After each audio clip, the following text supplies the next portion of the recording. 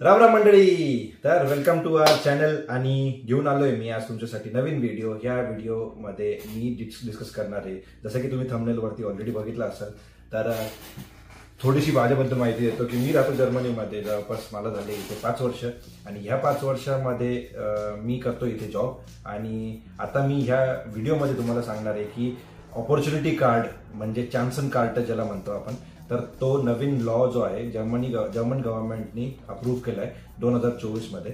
तर आता तुम्हाला मी त्याच्याबद्दल सांगणार आहे की काय रूल्स आहे, काय रेग्युलेशन्स आहे, काय तो कुठपत लॉ ऍप्लिकेबल आहे, तुम्ही त्याच्यासाठी एलिजिबल आहात का नाही, आणि नवीन पॉईंट सिस्टम जी आहे यामध्ये ती काय असते. सो चला चर्चा करूया याबद्दल आणि डिटेलमध्ये मी तुम्हाला सांगतो. आणि जसं की तुम्हाला माहितीच आहे, मागच्या व्हिडिओमध्ये तुम्ही बघितलं असेल की पडद्यामागे जे आमची मेन प्लेअर आहे ती म्हणजे माझी बायको. तर थँक्यू बायको, आम्हाला तू आमच्या सोबत माझा व्हिडिओ तू शूट करते. सो धन्यवाद. येस, तो वेलकम टू अवर चॅनल. जसं की अभिजितने सांगितलं आहे, आजचा व्हिडिओ आहे चान्सन कार्ड. हा, तर हा आहे जर्मन वर्ड. तर ह्याला इंग्लिश मध्ये काय म्हणतात ते बघूया. हा कधी लॉ इंट्रोड्यूस झाला आहे, ह्याचे काय काय बेनिफिट्स आहे, तुम्ही कसं ऑनलाईन अप्लाय करू शकता, तुम्ही इलिजिबल आहात की नाही, ही सगळी इन्फॉर्मेशन आज आपण ह्या व्हिडिओ थ्रू बघूया. तर नीट लक्ष देऊन बघा आणि पॉइंट्स नोट डाऊन करा, म्हणजे तुम्ही मिस नाही करणार. कारण हा खूप एक इम्पॉर्टंट व्हिडिओ असू शकतो ज्यांना डिरेक्ट जॉबसाठी अप्लाय करायचंय जर्मनीला येण्यासाठी. तर चला स्टार्ट करूया व्हिडिओला. फक्त तुमच्यासाठी एक माहिती की डिस्क्रिप्शन मध्ये मी सगळ्या लिंक्स ज्या काही आम्ही डिस्कस करणार आहे तर त्या तुम्हाला मी प्रोव्हाइड करणार आहे. सो जर एखादी गोष्ट तुमच्याकडनं व्हिडिओमध्ये मिस झाली तर नक्की तुम्ही लिंक वरती जाऊन ते बघू शकता. चला सुरू करूया. आता वेळ न वाया घालवता आजचा व्हिडिओ. Let's go. तर पहिला प्रश्न तुझ्यासाठी असेल की चान्सेस कार्ड म्हणजे काय. चान्सन कार्ड म्हणजे जसं की तू ऑलरेडी सांगितलं की याला ऑपॉर्च्युनिटी कार्ड म्हणता येईल. आणि ऑपॉर्च्युनिटी कार्ड म्हणजे काय की जर्मन गव्हर्नमेंटनी हे नवीन लॉ याच्यासाठी पास केलाय बिकॉज इथे स्किलफुल लेबर्स जे आहेत ते खूप कमी आहे. आणि जर्मनीला पाहिजे की तुम्ही या, इथे राहा आणि इथे जॉब शोधा. तुम्ही इथे जॉब शोधताना तुम्हाला जर फुल टाइम जॉब लागला तर त्या गोष्टींसाठी, सगळ्या गोष्टींसाठी चान्सन कार्ड त्यांनी इंट्रोड्यूस केले. आणि चान्सन कार्डमध्ये ज्या बेनिफिट्स आहे, जसं की जॉब सिकर व्हिसा पण आपल्याला इथे आहे. ऑलरेडी जर्मन गव्हर्नमेंटनी बघितलं की जॉब सिकर व्हिसा पण आहे. बट जॉब सिकर व्हिसा आणि चान्सन कार्ड ह्या थोड्या डिफरंट गोष्टी आहेत, त्या पण मी तुम्हाला हळूहळू सांगतो. सो नेक्स्ट क्वेश्चन तुझ्यासाठी राहील की हा ऑपॉर्च्युनिटी कार्ड जो आहे तर हा कधी इंट्रोड्यूस झाला. हा ऑपॉर्च्युनिटी कार्ड जो जर्मन गव्हर्नमेंटने इंट्रोड्यूस केलाय तो 2024 मध्येच इंट्रोड्यूस केलाय. सो बेसिकली असं म्हणता येईल की ह्याच वर्षी तो इंट्रोड्यूस झालेला आहे. नेक्स्ट पॉइंट तुझ्यासाठी असेल की ह्याचे काय बेनिफिट्स आहे. सो बेनिफिट्स म्हणजे याचे जे फायदे आहेत ते म्हणजे तुम्ही इथे इझी आणि फास्ट एंट्री घेऊ शकता जर्मनीमध्ये. तुम्ही एक चांगला, म्हणजे हा फर्स्ट पॉईंट झाला. सेकंड पॉईंट, तुम्ही एक चांगला इन्कम इथे जनरेट करू शकता आणि इथे तुमचं लाईव्हलीहूड म्हणजे जे काय तुमचं उदरनिर्वाह आहे, इथं राहण्यासाठी तुम्हाला एक चांगली ऑपॉर्च्युनिटी ह्या चान्सन कार्ड थ्रू अवेलेबल आहे. त्याच्यानंतर तुम्ही इमिडिएट वर्क परमिटला पण अप्लाय करू शकता जसं तुमचं ऍप्लिकेशन सक्सेसफुली कम्प्लीट झाल्यानंतर. ही एक तिसरा पॉईंट आहे. आणि चौथा पॉईंट म्हणजे तुम्हाला परमनंट रेसिडेन्सी जर्मनीची लगेच भेटू शकते. आणि यामध्ये अजून एक फायदा मला ऍड करायचा आहे की जसं की तुम्ही जॉब सिकर व्हिसा आहे, तर जॉब सिकर व्हिसामध्ये तुम्ही पार्ट टाइम जॉब नाही करू शकत. तर चान्सन कार्ड म्हणजे ऑपॉर्च्युनिटी कार्डमध्ये तुम्ही 20 आवर्स पर वीक तुम्ही इथे जॉब करू शकता. म्हणजे तुमचं जे काही डेली नेसेसिटीज ज्या आहेत त्या तुम्ही कव्हर अप करू शकता. त्याच्यामुळे चान्सन कार्डमध्ये तुम्हाला तो एक फायदा आहे. आणि चान्सन कार्ड जर तुम्हाला भेटलं तर तुम्ही इथे जर्मनीमध्ये जवळपास 1 वर्ष राहू शकता, जो की जॉब सिकर व्हिसामध्ये तुम्हाला 6 महिन्याचीच पॉसिबिलिटी आहे. सो हा बेनिफिट जॉब सिकर पेक्षा ह्याच्यामध्ये जास्त बेनिफिट्स आहेत. करेक्ट. आणि तुम्हाला फुल टाइम जोपर्यंत मिळत नाही तोपर्यंत तुम्ही पार्ट टाइम, नॉन टेक्निकल काहीही इथे करू शकता. इथे खूप ऑपॉर्च्युनिटीज असतात. फॉर एक्झाम्पल बेकरीमध्ये काम करणं, वेअरहाऊसमध्ये काम करणं, या एक्सेट्रा एक्सेट्रा हे इझिली लागू शकतात जोपर्यंत तुम्हाला फुल टाइम नाही मिळत तोपर्यंत. तर नेक्स्ट पॉइंट तुझ्यासाठी असा राहील, मी ऐकलं आहे अपॉर्च्युनिटी कार्ड हे सगळं पॉइंट सिस्टम बेस्ड आहे. तर पॉइंट सिस्टम नेमकं काय आणि काय त्याच्यात पॉइंट्स कव्हर झाले पाहिजे तर ते सांगशील का. येस. सो पॉईंट सिस्टम म्हणजे असं आहे की यांनी इंट्रोड्यूस केलेली जी आहे तर त्याच्यामध्ये तुम्ही फिट होतात की नाही, तुमची जी काही तुम्ही डिग्री घेतली, तुम्ही कुठला कोर्स केलाय, तुम्ही जे काही तुमचं बॅकग्राऊंड आहे तर ते तुम्ही एलिजिबल आहात की नाही ते एक कॅल्क्युलेशन करण्यासाठी त्यांनी हे पॉईंट सिस्टम बनवलंय. तर मी तुम्हाला पॉईंट वाईज एक्सप्लेन करतो की हे पॉईंट सिस्टम म्हणजे काय. सो पहिला जो पॉईंट आहे याच्यामध्ये जो की आहे तुमचं अकॅडमिक ट्रेनिंग.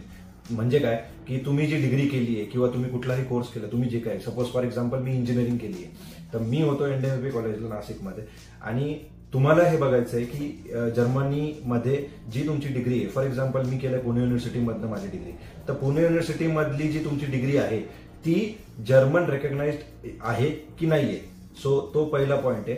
आणि जर तुमची जी काही डिग्री आहे ती जर जर्मनीच्या त्या रेकग्नाइज्ड असेल तर तुम्हाला 1 पॉईंट भेटेल. आणि मी तुम्हाला लिंक माझ्या डिस्क्रिप्शन मध्ये देतो. डिस्क्रिप्शन मध्ये लिंक देऊन तिथे तुम्ही तुमच्या युनिव्हर्सिटीचं नाव टाकू शकता. मग तिथे त्या लिस्टमध्ये आहे की नाही तुम्हाला लगेच कळतं. फॉर एक्झाम्पल आमच्या दोघांची पुणे युनिव्हर्सिटी आहे जी जर्मनीमध्ये रेकग्नाइज्ड आहे.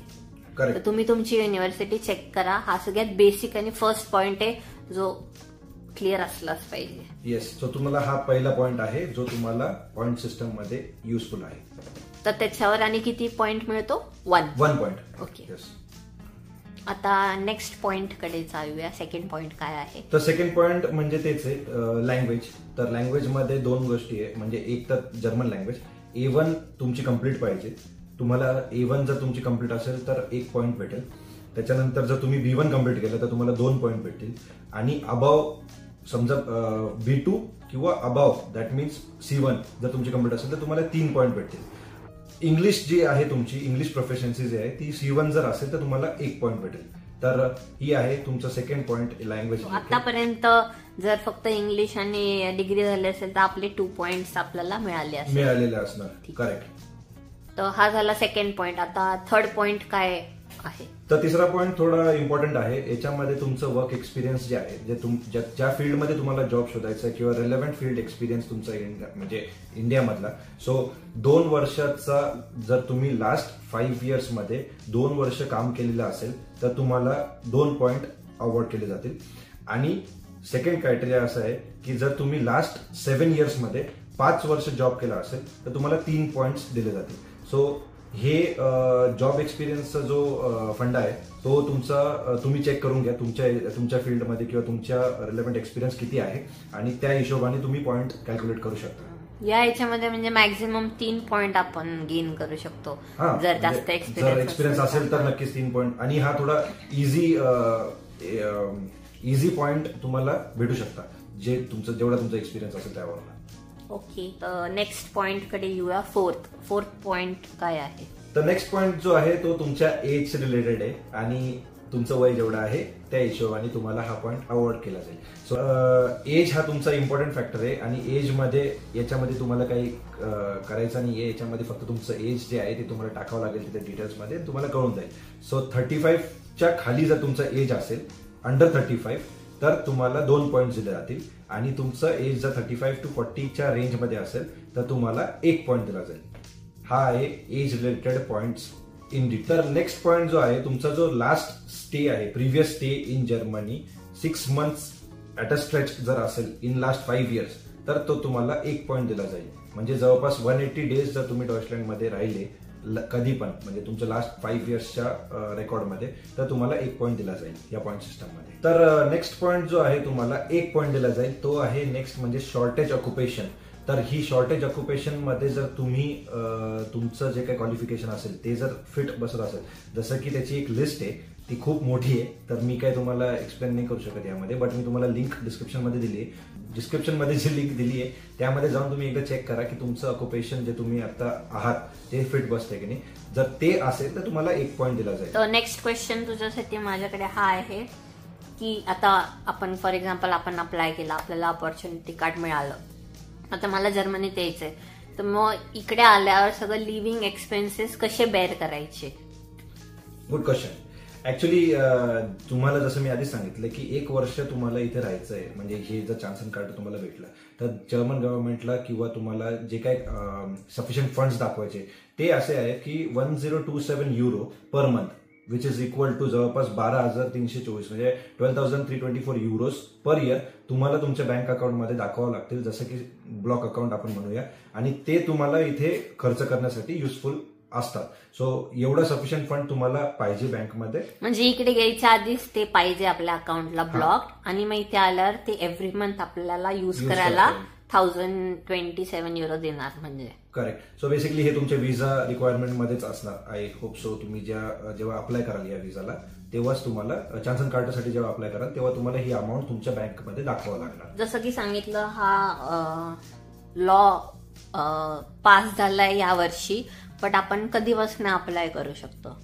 तर बेसिकली असं आहे की जे मी वाचलंय वेबसाईटवरती, ऑफिशियल वेबसाईटवरती, त्याच्यावरती डेट तर 1 जून 2024 दिली. सो तुम्ही नक्कीच हे चेक करून घ्या.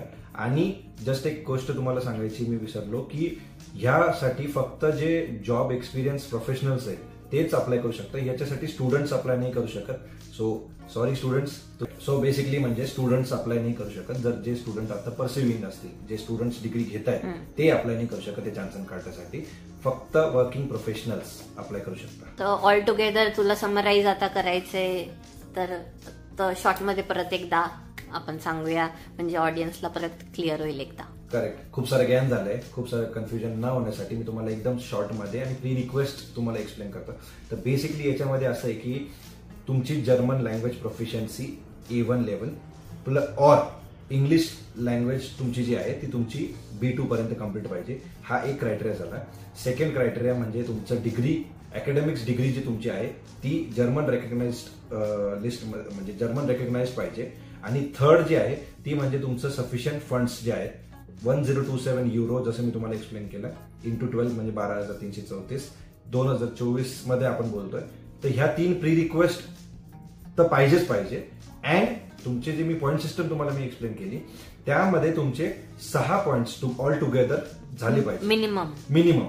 सर तुम्ही या 3 गोष्टी प्लस तुमच्या ज्या काही क्रायटेरियामध्ये पॉईंट सिस्टममध्ये तुम्ही जर 6 पॉईंट्स कम्प्लीट करू शकले तर तुम्ही चान्सन कार्डला अप्लाय करू शकता आणि जर्मनीमध्ये येऊन तुमचा ड्रीम जॉब तुम्ही शोधू शकता. आणि इथे आल्यानंतर तुम्हाला बाकीचं तर म्हणजे पैसा वगैरे जे काही गोष्टी तुमच्या जे काही विश आहेत, लिव्हिंग्स जे तुम्हाला कम्प्लीट करायचे आहे त्या तुम्ही कम्प्लीट करू शकता.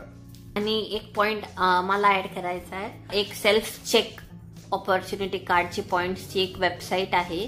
तर त्याच्यावर तुम्ही म्हणजे त्यांची गिव्हन क्वेश्चन्सचे आन्सर करून जाऊन तुम्ही कॅल्क्युलेट करून तिथे पण ते तुम्हाला सांगता एलिजिबल आहे की नाही. डिरेक्ट डिस्क्रिप्शन मध्ये त्या सेल्फ चेक कॅल्क्युलेटरची लिंक आम्ही दिलेली आहे, तर तुम्ही तिकडे जाऊन चेक करा आणि पटापट अप्लाय करा आणि सगळेजण इकडे या आणि तुमची विश कम्प्लीट करा.